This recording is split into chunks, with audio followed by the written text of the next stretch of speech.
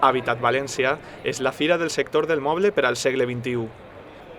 Així s'ha pronunciat el president de la Generalitat, Ximo Puig, durant la inauguració del certamen del moble, il·luminació i decoració celebrat en Fira València, al qual ha assistit també el conseller d'Economia Sostenible, Sectors Productius, Comerç i Treball, Rafa Climent.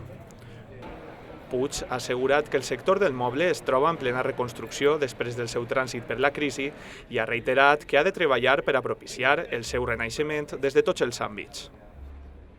Gràcies a l'impuls del propi sector, dels dissenyadors, de les empreses, de l'Ajuntament, de la Generalitat, de tots, ha sigut possible, finalment, que València siga capital del disseny. I que siga capital del disseny és no només una fita en un moment determinat, no és només un gran event que se celebrarà ací a esta ciutat. És sobretot una consciència del que volem per al futur de la indústria.